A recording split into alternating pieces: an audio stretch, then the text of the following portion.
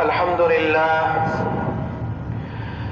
لله الذي أرسل رسوله رحمة للعالمين وجعل في هجرته دروسا للمعتبرين، وأشهد أن لا إله إلا الله وحده لا شريك له، وأشهد أن سيدنا ونبينا محمدا عبد الله ورسوله، فاللهم صل وسلم وبارك عليه وعلى آله وصحبه أجمعين وعلى من تبعهم بإحسان إلى يوم الدين. أوصيكم عباد الله ونفسي بتقوى الله. قال جل في علاه: يا أيها الذين آمنوا اتقوا الله وقولوا قولا سديدا. عزیزان محترم، میرے عزیز بھائیوں، نئے ہجری سال کی آمد ہے. سب سے پہلے آپ لوگوں کو ہم اس کی مبارکباد دیتے ہیں اور اللہ رب العزت سے دعا کرتے ہیں کہ وہ اس نئے اسلامی سال کو بھلائی، خوشحالی اور برکت و ترقی کا سال بنائے، اور یہ سال پوری انسانیت، خاص طور پر مسلمانوں کے لیے امن و سلامتی اور نیک بختی کا سال ہو. آئیے اس کے آغاز میں ہم ذکر نبوی سے اپنی زندگی منور کریں اور مکہ مکرمہ سے مدینہ منورہ کی طرف نبی کریم صلی اللہ علیہ وسلم کی ہجرت مبارکہ کی یاد تازہ کریں. بلا شبہ ہجرت کا یہ سفر اسلام کے عظیم پیغام کو پھیلانے کے لیے ہوا تھا اور پاکیزہ اخلاق کے اصولوں کو مضبوط کرنے کے لیے ہوا تھا. اسی طرح اللہ جل جلالہ کی اطاعت و عبادات کو غالب کرنے اور اس کی منع کی ہوئی چیزوں سے دور رہنے کے لیے ہوا تھا اور اللہ کی نافرمانی کو مکمل طور پر ترک کر دینے کی غرض سے ہوا تھا. جو بندہ ہجرت کی فضیلت پانے کی خواہش رکھتا ہے اور اس کے مقصد حاصل کرنے کی تمنا رکھتا ہے، اسے اللہ کی نافرمانی بالکلیہ ترک کر دینی چاہیے اور اپنے قلب کو ان اعمال میں مشغول رکھنا چاہیے جو اللہ تبارک و تعالی کو محبوب ہیں. نبی کریم صاحب خلق عظیم صلی اللہ علیہ وسلم کا ارشاد ہے: ان المہاجر من ہجر ما نہی اللہ عنہ.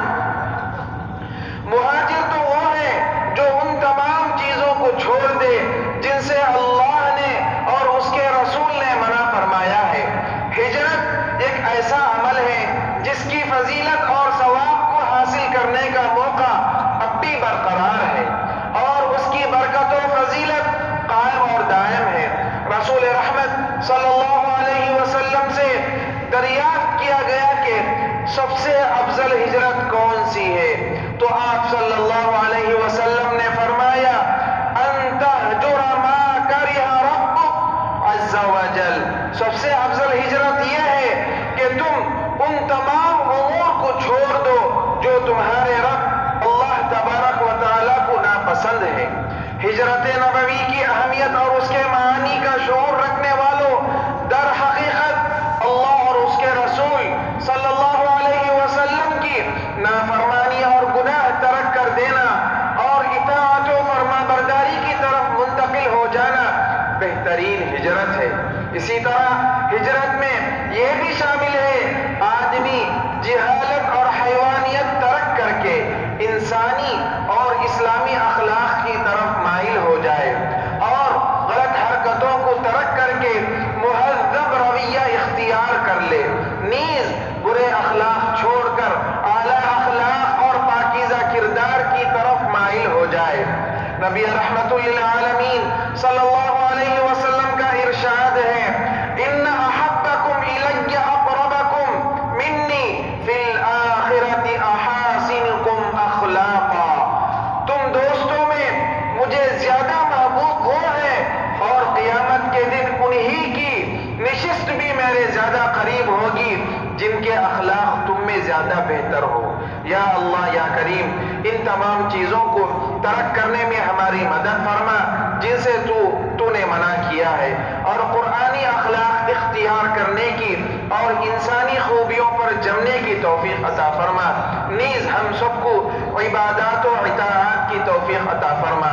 اقول قولی ھذا واستغفر اللہ لی ولکم فاستغفروہ انہ هو الغفور الرحیم۔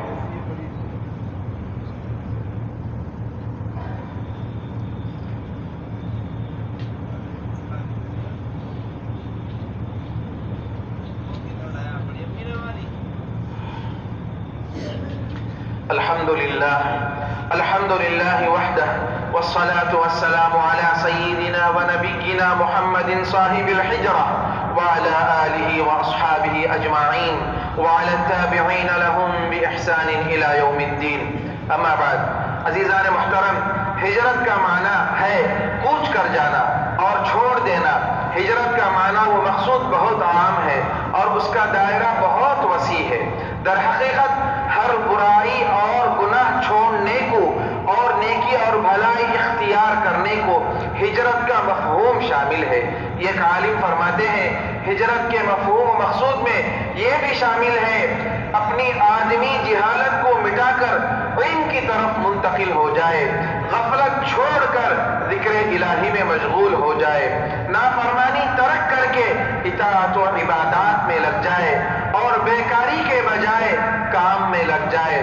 بس اللہ کے نیک بندو، ضروری ہے ہجرت کے ان معانی اور مقاصد سے ہم اپنے کو آراستہ کریں اور ان کو اپنی زندگی میں عملی طور پر ثابت کریں۔ اسی طرح ان پاکیزہ معانی کو اپنے بیٹوں اور بیٹیوں کے دلوں میں پختہ کریں تاکہ وہ نیکی کریں اور بھلائی کے عادی بنے۔ نبی کریم صاحب خلق عظیم صلی اللہ علیہ وسلم کا ارشاد ہے، الخیر دعات، خیر و نیکی انسان کی فطری عادت ہے، یعنی فطرت کا تقاضا ہے کہ انسان بھلائی کا عادی بنے اور نیکی اختیار کرے۔ ھذا وصلی اللہم وسلم وبارک علیہ وعلی آلہ واصحابہ اجمعین، وارض اللہم عن الخلفاء الراشدین ابی بکر ثانی اثنین اذ ہما فی الغار وعمر وعثمان وعلی وعن سائر الصحابة الاکرمین والتابعین لهم بإحسان الى یوم الدین۔ اللهم بارك لنا في بناتنا وأبنائنا واحفظهم بحفظك واحرسهم بعنايتك وثبتهم على دينك واجعلهم قوة للمجتمع وزخرا للوطن يا رب العالمين۔ اللهم احفظ دولة الإمارات قيادتها وشعبها وبرها وبحرها وأرضها وسماءها من شر كل ذي شر أنت آخذ بناصيته إنك على كل شيء قدير۔